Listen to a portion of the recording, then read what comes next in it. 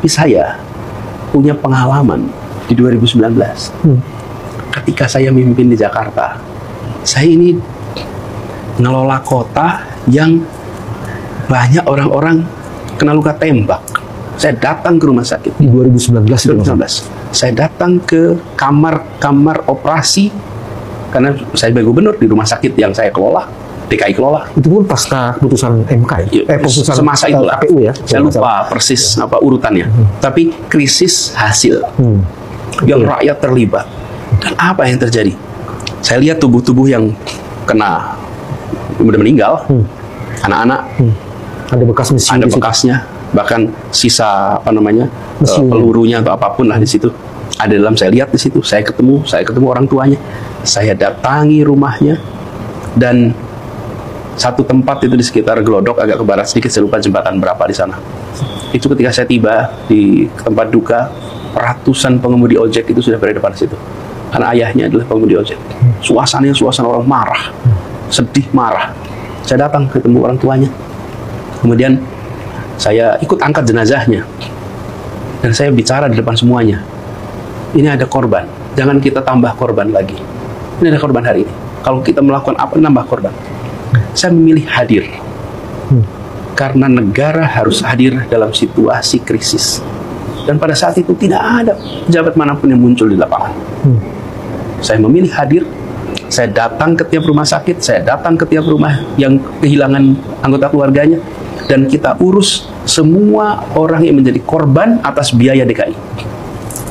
Saya membuat peraturan gubernur, saya buat peraturan gubernur bahwa kalau ada korban karena demonstrasi, karena konflik terkait dengan politik, maka Dinas Kesehatan diberikan mandat untuk mengeluarkan biaya untuk membiayainya, walaupun dia KTP-nya bukan Jakarta. Kenapa? Ya karena kita di ibu kota, ya kita uruslah warga negara Indonesia yang jatuh sakit di sini. Terus bukan KTP Jakarta, memang dia rakyat kita kok, rakyat Indonesia. Apa urusannya?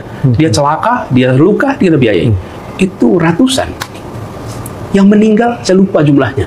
Banyak. Aja. Saya lupa jumlahnya. Saya datangi. Dan saya mendatangi satu keluarga, Mas, yang anaknya hilang berhari-hari. Dan kita memiliki jenazah yang tidak ketemu rumahnya berhari-hari. Saya masih ingat Mas namanya, Mas Husein, Mas. Husein. Tidak ada KTP, tidak ada. Kita nggak tahu nyarinya kemana. Sampai waktu itu perintahkan RT RW nyari siapa keluarga anaknya belum pulang. Akhirnya ketemu keluarga ini. Saya datang, Mas, bayangkan saya bertemu dengan ibunya, ayahnya, yang tidak pernah membayangkan mereka akan menguburkan anaknya. Tidak pernah membayangkan. Dan menguburkan anaknya kenapa? Karena konflik pilpres. Ratusan orang yang cedera yang saya datangi rumah sakit itu datang di berbagai wilayah. Kenapa? Konflik pilpres. Saya datang mengangkat jenazah karena konflik pilpres. 5 tahun kemudian Allah takdirkan saya menjadi calon. Dan ketika terjadi peristiwa ini, langsung saya bilang, ini kalau saya melakukan itu semua yang jadi korban rakyat kecil. Yang petinggi-petingginya nggak akan merasakan. Sayanya nggak akan merasakan tuh pelurunya, nggak akan merasakan gebukan, nggak akan merasakan tuh konflik-konfliknya tuh. Yang merasakan itu pasukan teman-teman kita yang di bawah, yang penuh dengan semangat.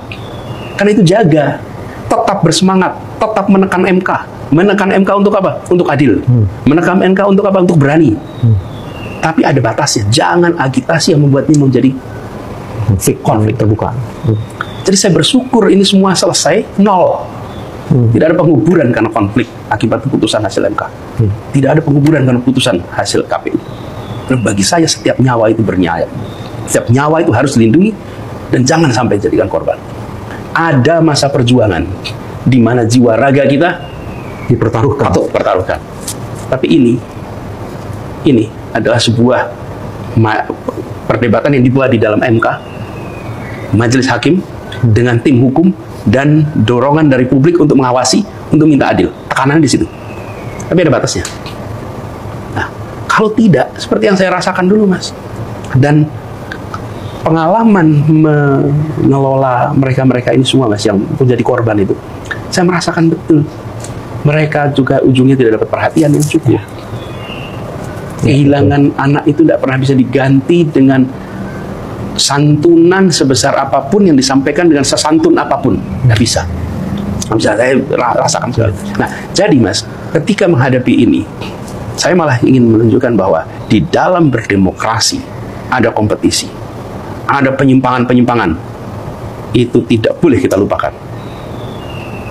Tidak boleh, itu harus dikoreksi. Bahkan kemarin ketika KPU bersidang penetapan hasil, saya memilih hadir. Sambil saya katakan, semua yang menjadi permasalahan harus dikoreksi. Tapi kita hormati hasilnya. Jangan sampai nggak dihormati hasilnya, Mas. Hormati, keputusan MK harus dihormati. Rusak tatanan bernegara kita.